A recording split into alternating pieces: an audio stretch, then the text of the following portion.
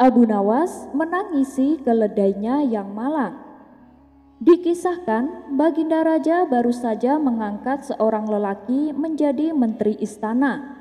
Dia bukanlah dari kalangan bangsawan, dia hanya dari kalangan rakyat biasa. Akan tetapi karena orangnya baik dan jujur, Baginda Raja mempercayakan jabatan tersebut kepadanya. Seiring berjalannya waktu, dengan jabatan yang dimilikinya, sang menteri jadi lupa diri. Padahal dulunya dia adalah lelaki yang baik. Semenjak ia menjadi menteri istana, sifatnya berubah menjadi sombong dan terkadang berbuat seenaknya. Akhirnya lama-kelamaan ia terkenal sebagai menteri yang dolim. Ketika ada rakyat yang berani mengkritiknya, ia tak segan-segan menghukum orang tersebut. Tak hanya itu, ia juga sering merampas hak orang-orang lemah. Dan apabila ada yang berani melawan, sang menteri langsung memukulnya. Tak sedikit warga yang telah menjadi korbannya. Karena sudah tak tahan dengan ulah menteri tersebut, para warga sepakat akan memberinya pelajaran. Maka disusunlah sebuah rencana untuk menjebak sang menteri. Ternyata rencana mereka berjalan lancar. Sang menteri berhasil dijebak dan dikeroyok warga hingga babak belur. Kabar tentang pengeroyokan tersebut akhirnya sampai juga ke telinga Baginda Raja. Maka dibawalah para warga ke istana untuk dimintai keterangan. "Kenapa kalian memukuli menteri saya?" tanya Baginda Raja. "Ampun Paduka yang mulia, dia sudah seringkali berbuat dolim kepada kami. Terpaksa kami memberinya pelajaran," jawab mereka. Para warga pun lalu memberitahu tentang semua perilaku sang menteri selama ini. "Kalau memang seperti itu, kalian tidak boleh main hakim sendiri. Laporkan saja kepada saya, biar saya yang akan bertindak," tutur Baginda Raja. "Bagaimana kami bisa melaporkan, sementara para prajurit penjaga gerbang istana melarang kami untuk masuk?" ujar para warga. Memang pada saat itu, beberapa minggu yang lalu Baginda Raja sedang kurang sehat, sehingga ia menyuruh prajurit penjaga gerbang istana untuk melarang siapapun menemuinya. Akhirnya setelah pertemuannya dengan warga, Baginda Raja mencopot sang menteri dari jabatannya. Namun Baginda Raja tidak tega untuk menghukumnya, karena menurutnya sang menteri sebenarnya adalah orang yang baik. Tapi kalau ia tidak menghukumnya, ia khawatir akan dianggap sebagai raja yang tidak adil dan bijaksana. Di tengah-tengah kebingungannya ini, ia pun berencana minta saran dari Abu Nawas. Akan tetapi ketika Abu Nawas dipanggil ke istana, ia tak mau menghadap. Abu Nawas malah menyuruh Baginda Raja untuk datang ke rumahnya.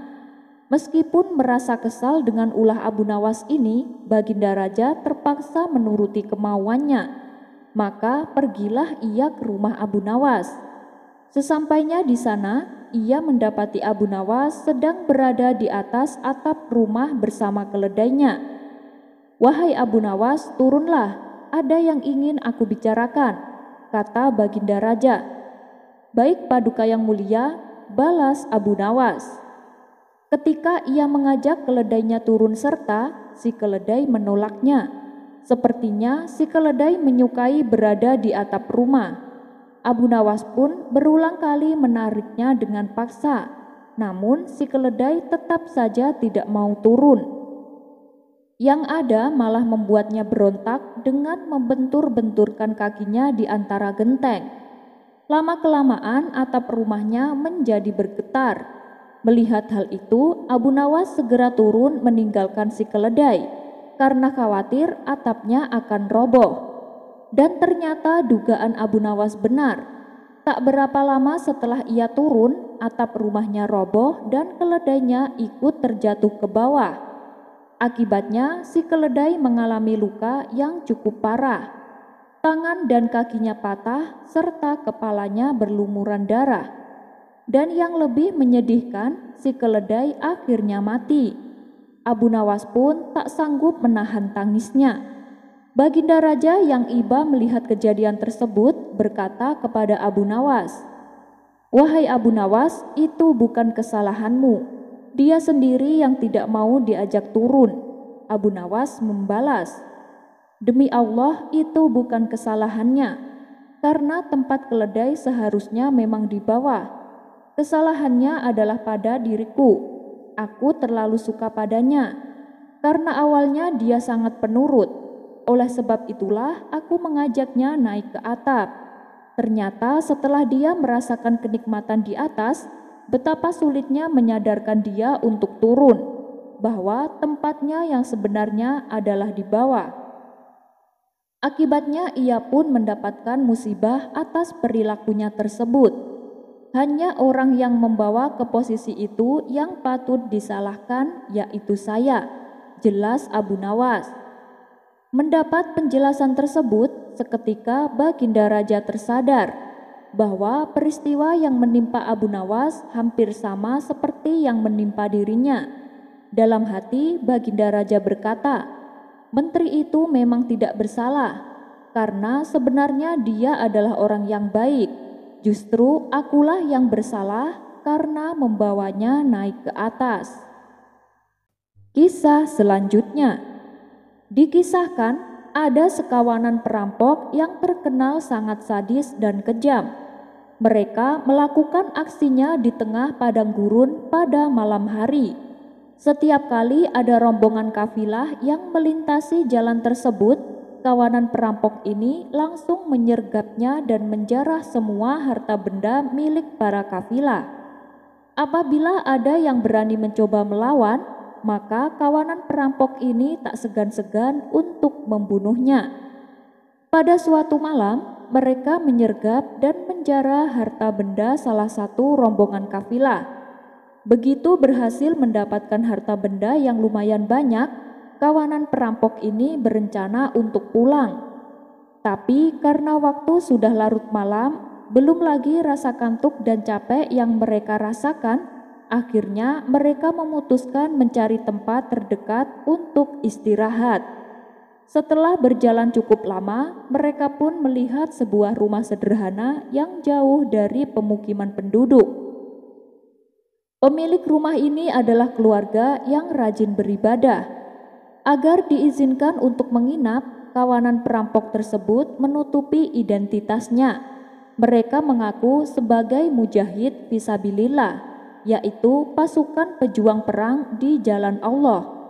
Kehadiran mereka di rumah tersebut disambut hangat oleh tuan rumah. Bahkan mereka langsung disuguhkan hidangan makan malam. Sebelum mereka beristirahat, saat kawanan perampok ini selesai makan malam, mereka melihat ada bocah kecil terbaring di tempat tidurnya. "Apakah dia anakmu?"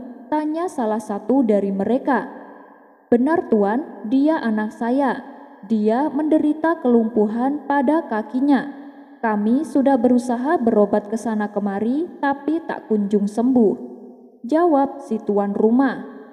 "Oh iya Tuan, barangkali Tuan sekalian mau menunaikan sholat malam, akan saya antar ke tempat wudhu," kata si tuan rumah melanjutkan. Tak ingin identitasnya terbongkar, kawanan perampok ini terpaksa berwudu dan melakukan sholat malam layaknya seperti yang dilakukan oleh pejuang fisabilillah. Si tuan rumah ini bukan hanya rajin ibadah, tapi ia juga selalu berprasangka baik kepada siapapun. Ia sama sekali tidak menaruh curiga bila tamunya adalah kawanan perampok. Ia percaya kalau tamunya yang datang adalah pejuang fisabilillah. Bahkan bekas sisa air wudhu yang dipakai oleh para perampok, ia kumpulkan di sebuah wadah dengan mengharap keberkahan dari mereka. Lalu air tersebut ia basuhkan di kedua kaki anaknya yang sedang menderita kelumpuhan. Setelah menjelang pagi hari, kawanan perampok tersebut pamit pulang kepada si tuan rumah. Singkat cerita, beberapa hari kemudian kawanan perampok ini kembali melakukan aksinya. Mereka menyergap dan merampok rombongan kafilah yang sedang melintas di tengah padang gurun saat malam hari. Begitu selesai dengan aksinya, sebelum pulang, mereka kembali mendatangi rumah yang tempo hari digunakan mereka untuk menginap. Setelah sampai di depan rumah, ketua perampok mengetuk pintunya dan mengucapkan salam. Lalu terdengar suara jawaban salam dari dalam rumah. "Siapa di luar?" tanyanya kemudian. "Kami rombongan pejuang fisabilillah yang tempo hari numpang menginap," jawab ketua perampok. Pintu rumah pun segera dibuka oleh anaknya. Kawanan perampok ini heran dan kaget. Bukankah anak kecil ini yang katanya lumpuh? Kenapa sekarang tiba-tiba bisa berjalan? Belum hilang rasa herannya, tuan rumah dan anaknya langsung mengajak salaman dan menciumi tangan para perampok ini satu persatu. Ketua perampok kemudian bertanya kepada si tuan rumah, "Bukankah kaki anakmu lumpuh? Kenapa sekarang tiba-tiba bisa berjalan?" Dengan wajah tersenyum penuh hormat, si tuan rumah menjawab, "Ini semua berkat pertolongan Allah melalui keberkahan tuan-tuan semua. Tuan semua adalah pejuang fisabilillah. Tentunya tuan semua orang-orang yang mulia. Air bekas wudhu yang dipakai tuan tempo hari saya basuhkan di kaki anak saya. Alhamdulillah, berkat pertolongan Allah melalui berkah tuan-tuan semua, kaki anak saya seketika sembuh total," kata si tuan rumah menjelaskan. Mendengar penuturan tersebut, para kawanan perampok ini bertambah kaget. Mereka pun langsung menangis dan terharu. "Maafkan kami, sebenarnya kami bukanlah pejuang fisabilillah. Kami perampok yang dikenal kejam dan sadis. Mulai saat ini kami akan bertaubat.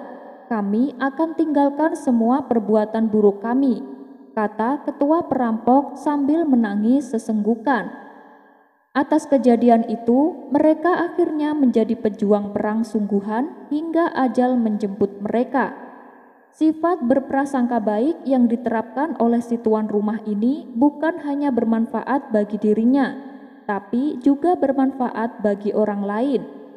Anaknya bisa sembuh dari kelumpuhan lantaran ia berprasangka baik kepada si perampok, dan perampok tersebut menjadi bertobat karena sifat berprasangka baik yang selalu diterapkan oleh si tuan rumah.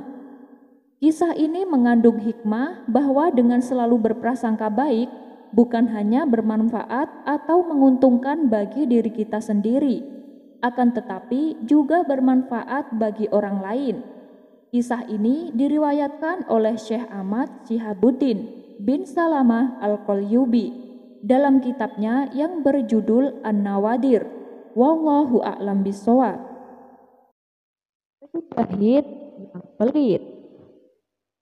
Ada sebuah kota di sudut kota Baghdad.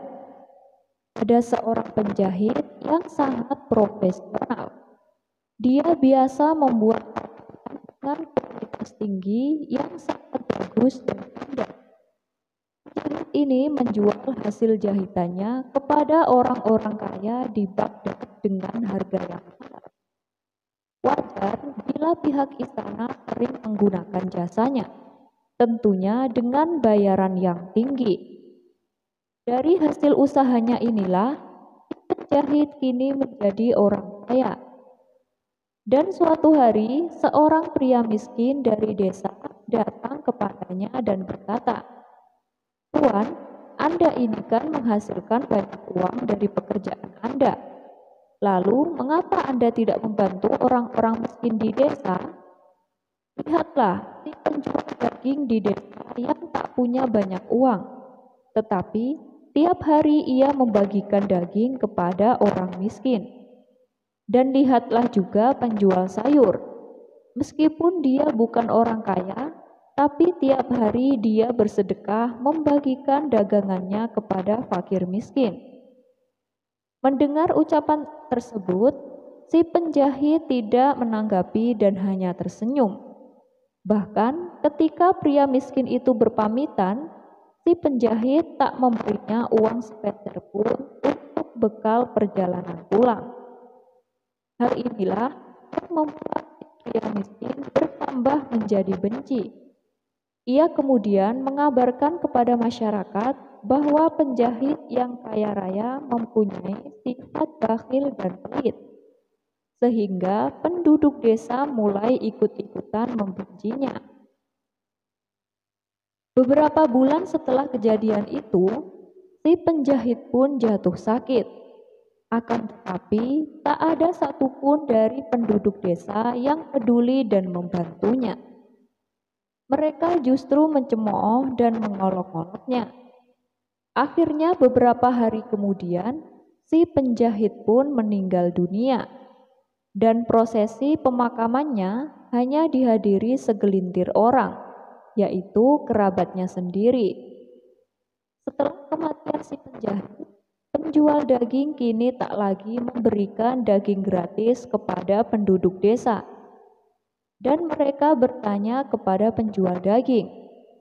Penjual daging itu berkata bahwa selama ini si penjahitlah yang secara rutin membeli daging darinya dan memintanya untuk membagikan kepada orang-orang miskin. Setelah si penjahit meninggal, maka berhenti pula sedekah darinya. Mendengar hal ini, orang-orang desa sangat menyesal karena telah berprasangka buruk kepada si penjahit. Begitu pula dengan si penjual sayur. Dia yang tadinya sedekah setiap hari, ini berhenti memberikan sedekahnya. Saat orang-orang bertanya kepadanya, tukang sayur menjawab bahwa uang yang ia sedekahkan adalah milik si penjahit yang diamanatkan kepadanya. "Kenapa kau tak memberitahu kalau uang itu milik si penjahit?" tanya mereka dengan nada kecewa. "Begini, si penjahit itu melarangku untuk memberitahu kepada kalian. Tapi karena dia sudah meninggal, ya maka aku berani memberitahukannya." Orang-orang desa pun semakin merasa bersalah mendengar tuturan dari tukang sayur. Si penjahit yang selama ini mereka kira pelit dan kikir, ternyata adalah seorang yang sangat dermawan. Dari kisah ini memberi kita pelajaran bahwasannya jangan menilai seseorang dari apa yang kita lihat. Bisa jadi orang tersebut memiliki hal-hal baik di hidupnya yang kita tidak mengetahuinya. Cerita Abu Nawas kali ini berawal dari adanya pencuri di kota Baghdad. Si pencuri itu sebenarnya sering tertangkap oleh warga, namun tidak pernah jera dengan perbuatannya. Suatu hari, ia mencuri di rumah salah seorang saudagar kaya raya. Ketika sedang menjarah barang-barang berharga, dia kepergok oleh si pemilik rumah. Saudagar kaya tersebut langsung berteriak minta tolong. "Ada pencuri, ada pencuri!" teriak saudagar kaya raya tersebut. Mendengar ada teriakan, para warga langsung berlari menuju rumah saudagar kaya itu. Mereka lalu mengepung si pencuri agar tidak bisa melarikan diri. Tapi anehnya, si pencuri tampak terlihat tenang. Dia sama sekali tidak ada niat kabur. Justru ia menghampiri warga yang mengepungnya. Tentu saja warga langsung membekuknya.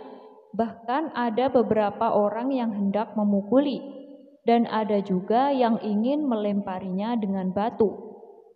Di saat itulah datang menteri istana untuk mengamankan si pencuri. "Kalian tidak boleh main hakim sendiri.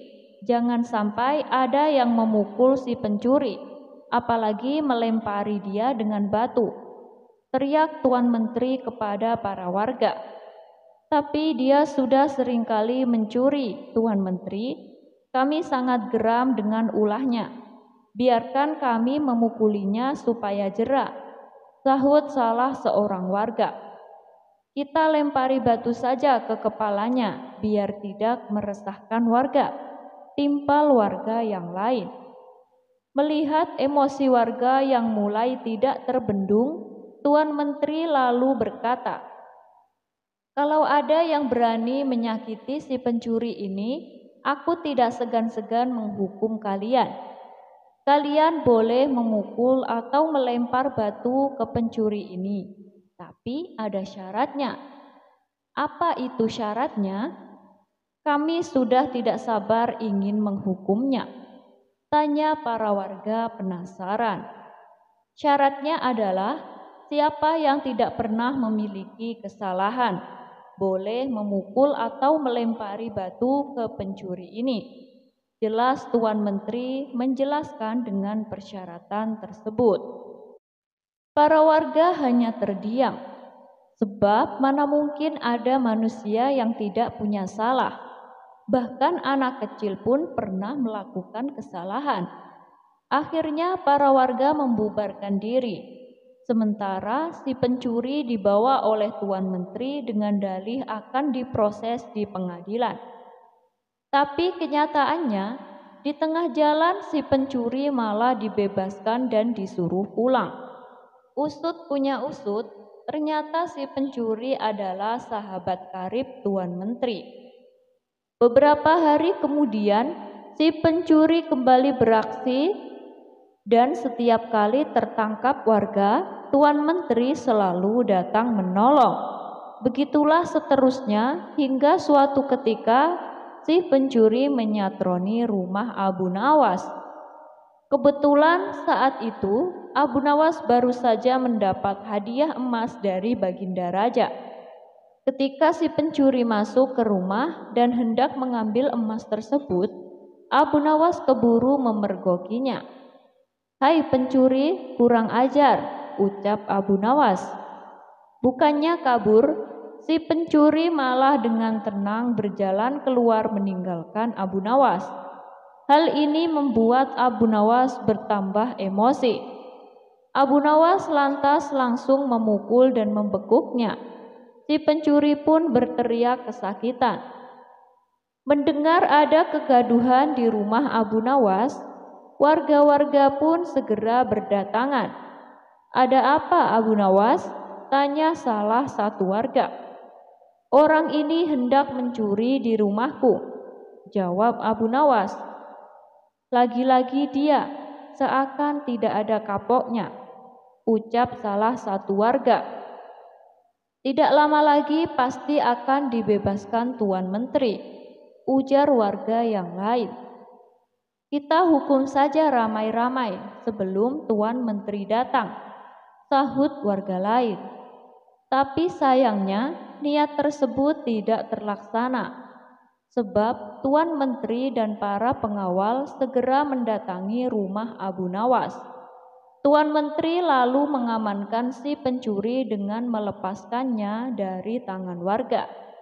Si pencuri kini berdiri di samping Tuan Menteri. "Sudah saya peringatkan berkali-kali, kalian tidak boleh main hakim sendiri. Kalau ada yang berani menyakitinya, aku tidak segan-segan menghukum kalian," ancam Tuan Menteri kepada para warga. Tapi bagi siapa saja yang tidak pernah memiliki kesalahan selama hidupnya, boleh memukul atau melempar batu ke pencuri ini.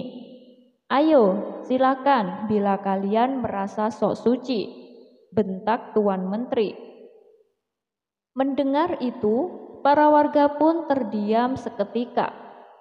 Tapi tidak bagi Abu Nawas. Diam-diam ia mengambil 2 batu besar lalu dilemparkan ke arah langit secara bersamaan. Saat 2 batu tersebut kemudian turun ke bawah, masing-masing mengenai kepala si pencuri dan Tuan Hakim. Sontak si pencuri langsung pingsan jatuh tersungkur. Dari kepalanya keluar darah bercucuran. Begitu juga dengan Tuan Menteri.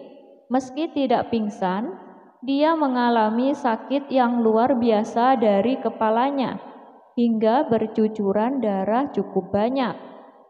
"Kurang ajar, siapa yang berani berbuat lancang melempar batu?" teriak Tuan Menteri penuh emosi. Dikarenakan takut menjadi sasaran amukan Tuan Menteri, Orang-orang di sana lalu menunjuk bahwa Abu Nawaslah pelakunya. "Kurang ajar kau, Abu Nawas, kau akan mendapat hukuman berat," bentak Tuan Menteri. "Salahku di mana? Kenapa tiba-tiba aku dihukum?" tanya Abu Nawas berpura-pura. "Kamu telah berani melempari kepalaku dengan batu," jawab Tuan Menteri.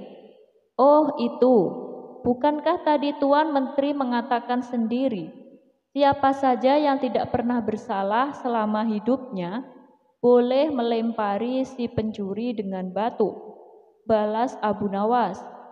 "Jadi kau merasa kalau kamu tidak pernah berbuat salah? Jangan sok suci kamu, Abu Nawas," hardik Tuan Menteri. "Justru itu, karena aku orang yang pernah berbuat salah, makanya aku minta bantuan malaikat langit. Aku berikan dia 2 batu dengan cara melemparkannya ke atas. Ketika malaikat langit mengembalikan batu itu ke bawah, ternyata yang kena bukan hanya pencuri, tapi Tuan Menteri juga ikut kena. Mungkin malaikat langit lebih tahu bila selama ini Tuan Menteri bersekongkol dengan si pencuri," kata Abu Nawas. Mendengar itu, Tuan Menteri tidak bisa berkata apa-apa, tapi memendam amarah kepada Abu Nawas. Tuan Menteri ingin menghukumnya saat itu juga, karena perkataan yang diucapkan Abu Nawas hanya dibuat-buat. Belum sempat Tuan Menteri memerintahkan pengawal untuk menangkap, tiba-tiba Abu Nawas berkata lagi, "Kalau besok-besok dia sampai kedapatan mencuri lagi dan Tuan Menteri menolong dengan alasan akan mengamankannya, maka batu ini bukan hanya akan aku berikan kepada malaikat langit, tapi akan aku berikan juga kepada Baginda Raja," ancam Abu Nawas. Mendengar perkataan tersebut, nyali Tuan Menteri mendadak ciut. Tuan Menteri yang tadinya bersikap garang mendadak berubah menjadi santun, sebab tahu betul betapa dekatnya Abu Nawas dengan Baginda Raja. "Maafkan aku, Tuan Abu Nawas. Aku pastikan kali ini si pencuri akan mendapat hukuman," kata Tuan Menteri. Sejak saat itulah akhirnya si pencuri menjadi jera dan tidak mengulangi perbuatannya, karena Tuan Menteri sudah tidak berani melindunginya. Abu Nawas membagi 5 butir telur untuk 3 orang secara adil tanpa dipecah. Pada saat pertama kali dipanggil ke istana, Abu Nawas mendapat pertanyaan sulit dari Raja Harun. Namun karena kecerdasannya, Abu Nawas sukses menjawab pertanyaan itu dan dia pun akhirnya mendapatkan hadiah. Kabar kecerdikan dan kecerdasan Abu Nawas kian tersebar di seluruh negeri Baghdad. Cara menyelesaikan masalah Abu Nawas sangat nyeleneh, namun selalu memberikan keputusan yang adil. Nama Abu Nawas pun sampai ke istana hingga ke telinga Raja Harun ar-Rasyid. Suatu hari, Raja Harun mengumpulkan semua menterinya di istana dan menanyakan soal Abu Nawas.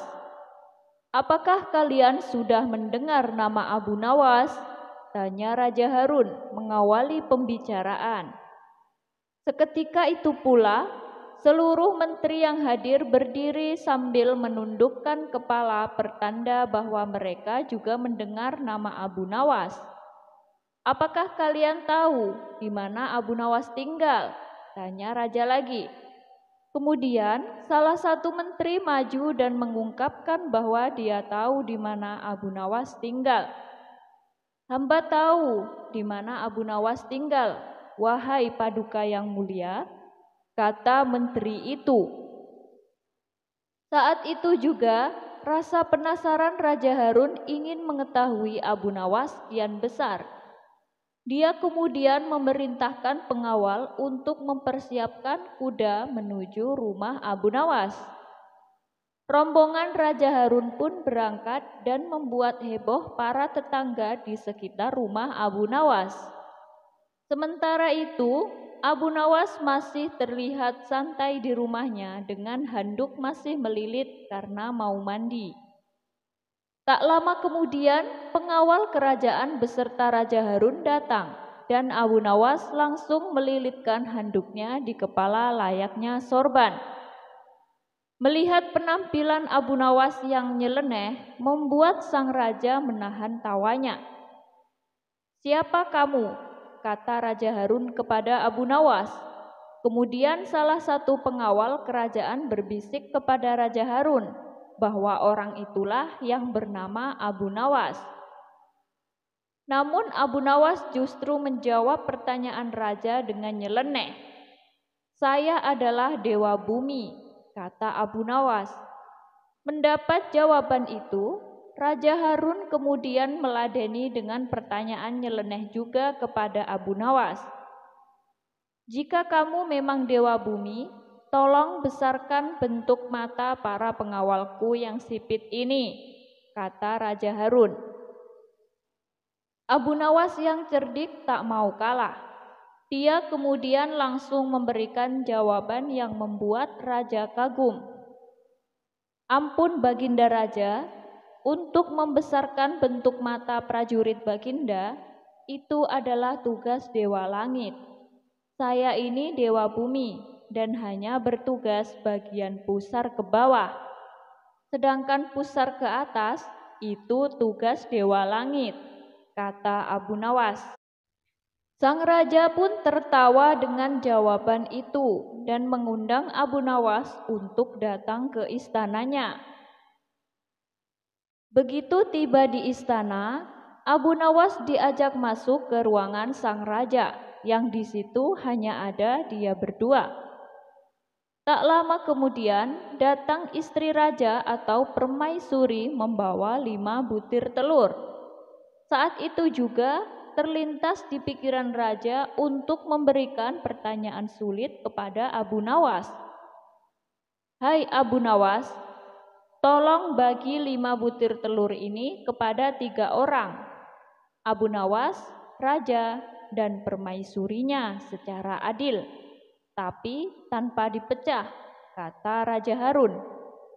Tentu saja pertanyaan itu membuat Abu Nawas harus berpikir keras. Namun karena dia cerdas, pertanyaan itu pun langsung dijawab oleh Abu Nawas. "1 telur untuk Baginda, karena Baginda Raja sudah memiliki 2 telur. Kemudian 1 telur untuk saya, karena saya juga sudah punya 2 telur. Terakhir untuk permaisuri 3 telur, karena beliau sama sekali tidak punya telur," kata Abu Nawas. Mendapat jawaban itu, sang raja sejenak berpikir sambil melihat ke bawah. Kemudian dia pun mengerti maksud jawaban Abu Nawas dan membuatnya tertawa terbahak-bahak. "Kamu memang cerdas. Sebagai imbalan atas jawabanmu yang cerdas, aku berikan hadiah uang untukmu," ungkap Raja Harun, tak berhenti tertawa. Sejak saat itu, Abu Nawas selalu diundang Raja Harun untuk menemaninya sekaligus memberikan pertanyaan sulit kepada Abu Nawas. Cara menagih hutang ala Abu Nawas. Dikisahkan Abu Jahil yang terkenal pelit bertamu ke rumah Abu Nawas. Ia lalu mengungkapkan maksud kedatangannya. Ia ingin meminjam uang sebesar 100 dinar. Tentu saja Abu Nawas kaget mendengarnya. "Dari mana aku punya uang sebanyak itu?" ucap Abu Nawas. "Ayolah Abu Nawas, aku yakin kamu pasti ada. Pinjamilah barang sebulan," pinta Abu Jahil merengek. Awalnya Abu Nawas enggan memenuhi permintaan Abu Jahil. Tapi karena didesak terus-menerus, Abu Nawas tak kuasa menolak. "Tapi janji ya Abu Jahil, Hanya sebulan, kata Abu Nawas mewanti-wanti.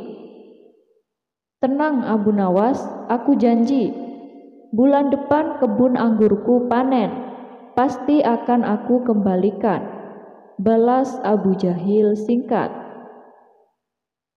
Singkat cerita, setelah sebulan lamanya, Abu Jahil tak kunjung mengembalikan uang yang ia pinjam.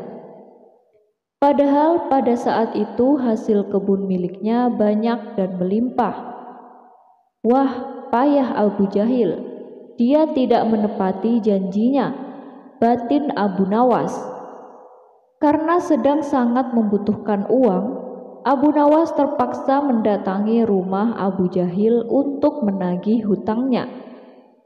Abu Jahil, mana janjimu? Katanya dalam sebulan kamu akan mengembalikan uangnya, ucap Abu Nawas. Abu Jahil pun menjawab bahwa ia belum bisa membayar hutangnya. Ia beralasan uang hasil panen kebunnya sudah habis untuk mengobati saudaranya yang sedang sakit. Jangan khawatir Abu Nawas, bulan depan pasti akan aku bayar, ujar Abu Jahil. Abu Nawas tentu sangat kecewa. Ia pun akhirnya pulang tanpa membawa uang. Beberapa hari kemudian, Abu Nawas mendengar kabar bahwa Abu Jahil sering mengajak kawan-kawannya untuk berpesta di rumahnya. Mendengar hal itu, Abu Nawas pun menjadi emosi. Kurang ajar benar ini Abu Jahil. Katanya uangnya sudah habis, tapi malah sering bikin pesta, gerutu Abu Nawas. Untuk menagihnya kembali itu tidak mungkin.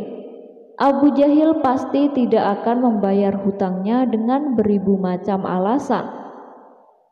Akhirnya terbesit di benak Abu Nawas suatu ide untuk mengerjai Abu Jahil. Esok harinya, pergilah Abu Nawas menemui sahabatnya yang ada di kampung seberang. Ia pun mengatur siasat dan meminta bantuan sahabatnya itu. Setelah siasatnya sudah diatur dengan matang, maka Abu Nawas segera mendatangi rumah Abu Jahil. Hei Abu Nawas, kenapa kemari sekarang? Aku kan sudah bilang akan mengembalikan uangnya bulan depan saja, kata Abu Jahil. Abu Jahil, kamu jangan salah paham dong. Aku kesini bukan mau menagih hutang, tapi aku ingin mengajakmu menemui orang pintar, balas Abu Nawas. Menemui orang pintar? Memangnya untuk apa Abu Nawas? Tanya Abu Jahil penasaran. Jadi begini Abu Jahil, di kampung seberang katanya ada dukun pesugihan yang bisa membuat kita menjadi kaya. Nah, aku ingin mencobanya ke sana, jawab Abu Nawas. Wah, benarkah Abu Nawas?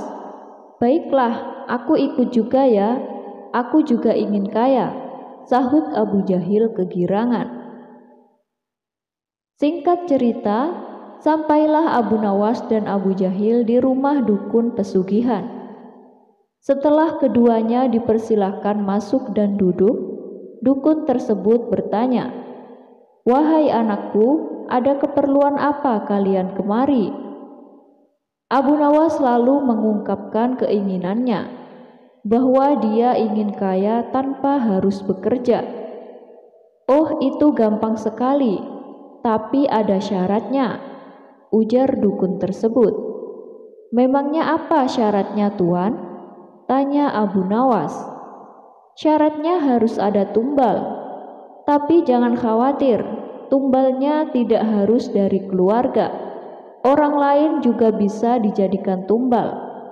Tapi orang lain tersebut adalah orang yang ada kaitannya dengan hartamu," jawab sang dukun. "Maksudnya bagaimana Tuan? Aku belum paham," tanya Abu Nawas kembali. "Misalnya orang yang mempunyai hutang sama kamu, maka orang tersebut bisa dijadikan tumbal, meskipun dia bukan anggota keluargamu. jawab sang dukun. Tapi kalau orangnya tidak mau dijadikan tumbal, bagaimana Tuan? Tanya Abu Nawas. Abu Nawas, kamu tidak usah khawatir. Kamu tidak perlu minta izin kepada orang tersebut. Nanti dia akan menjadi tumbal tanpa ia sadari, dan ia akan mati mengenaskan, kata sang dukun menjelaskan. Oh begitu, ya baiklah Tuan, saya setuju, balas Abu Nawas sambil melirik ke arah Abu Jahil. Abu Jahil yang merasa gelagat bahwa dirinya akan dijadikan tumbal seketika langsung gemetaran. Kemudian Abu Nawas diajari mantra oleh sang dukun sebagai ritual.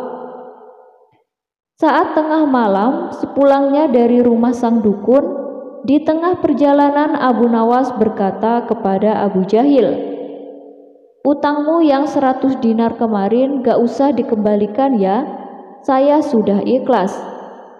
Mendengar itu Abu Jahil langsung ketakutan. "Waduh, jangan Abu Nawas, aku akan mengembalikan uangnya sekarang juga. Nanti setelah kita sampai di rumah aku akan langsung mengembalikannya," sahut Abu Jahil ketakutan. "Loh, bukannya kemarin kamu bilang uangmu sudah habis?" goda Abu Nawas. "Anu Abu Nawas, uangku masih banyak. Aku kemarin itu cuma bohong sama kamu," ucap Abu Jahil. Akhirnya hari itu juga Abu Jahil langsung mengembalikan uang yang ia pinjam dari Abu Nawas. Usut punya usut, ternyata dukun yang didatangi Abu Nawas dan Abu Jahil adalah sahabatnya Abu Nawas. Abu Nawas dan sahabatnya itu sengaja mengatur siasat tersebut supaya Abu Jahil segera melunasi hutangnya.